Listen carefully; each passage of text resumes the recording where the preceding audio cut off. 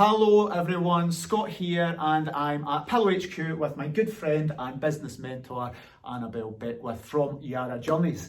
Now, Annabelle's been instrumental into Pillow's growth over the last few years, and it came about, and we've known each other for a good 4 years now, and Annabelle's been giving me amazing advice for a few years before last year. But last year I was privileged enough to go to America 3 times, East Coast and West Coast, went to Boston twice, to Babson University, and to Silicon Valley in San Francisco.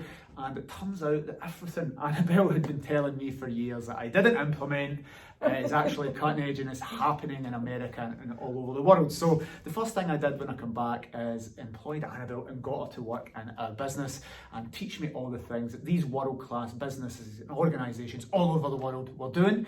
And I noticed that I had someone with that expertise right in my doorstep, but yet I went to America to get that. So I want to make a short video and I'm going to get Annabelle to describe it because she'll do it much more articulately than me, and let her know what she did last year for the business and how she transformed the business, how she helped me as a leader, and how she coached the other senior management in my team. So over to you, Annabelle. Oh right, well thanks Scott.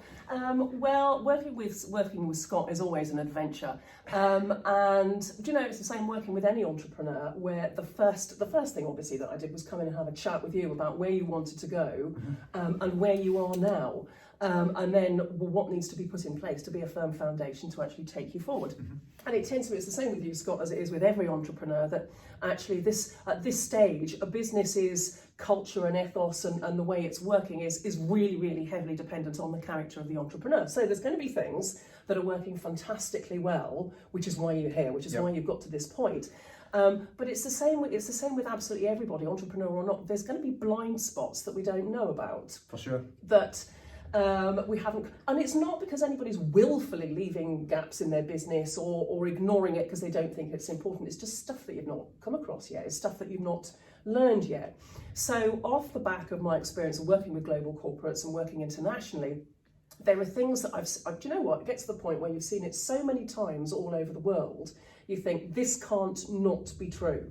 And if it's valid in Kuala Lumpur and it's valid in Jeddah and it's valid in Cincinnati, it's going to be valid here in terms of business growth and so on. So it's bringing some of those principles into your business. So it was a question of working with you as a leader, and you recognise that there were gaps. Not everybody does, and saying, right, okay, so here's best practice to fill those in terms of procedures and some of the things that you may have overlooked or may not have considered, and then working with your team to say this is how they then implement those particular things.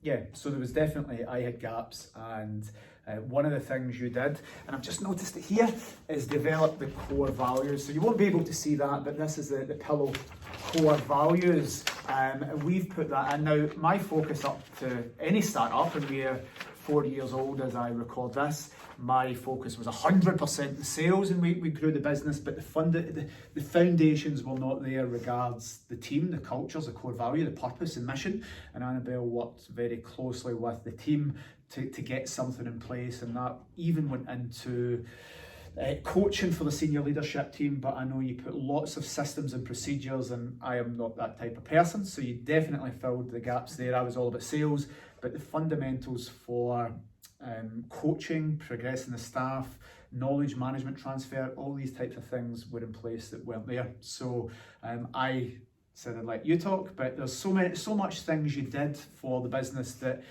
wasn't necessarily something I thought we needed or wasn't important, especially at our stage as a startup. It was about sales and cash flow, but we stripped the business back. We didn't focus on growth, we focused on what we had. The team been strong, the culture been strong, and it's actually been an amazing thing for my business. And when I do interviews and people ask, what's your biggest mistake in business? And I don't name drop you as such, but I definitely say we didn't focus on the culture enough in the early days. So that was one of my biggest mistakes in business, which you helped me rectify. So Annabelle was very nice to say I was a challenging customer. No, I didn't say that. I said it was an adventure. An adventure. Well, there you go. She was very diplomatic which it about continues it. to be. An adventure, but who would you like to work with in the future? Who do you feel you deliver the best value to and is the best fit for your services? Basically, it's entrepreneurs and business owners who are ready to grow, ready to seriously scale up beyond where they've come so far, or those who are looking for investment. And in essence, one of the things, just to capture on what you said there, is that your focus was always on cash flow. It always is, because that's the lifeblood of your business. There has to be the revenue coming in. So what I do is work with businesses to make sure that the back end, the infrastructure, the leadership development, those types of factors are in place to make sure that you've got an absolutely firm and stable foundation from which to build your business. Cool. Now, anybody that obviously can hear, I'm an advocate and a believer of Annabelle and what she does for businesses, so people are welcome to get in touch with me if they need more info. But if people want to get in touch direct, then please share your contact details and how they would get in touch. So you're welcome to connect on LinkedIn, Annabelle Beckwith, straightforward enough. My website is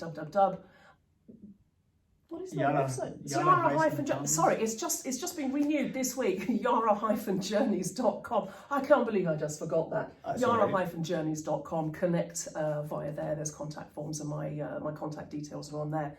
That's the way to get in touch. It all starts with a conversation, basically. Who are you? What do you do? Where are you going? And why? Cool. Okay, well, thank you very much, and thank you for watching. And again, if you need any info, get in touch with either of us. Cheers. Thank you. Thanks very much, Scott. Thank you.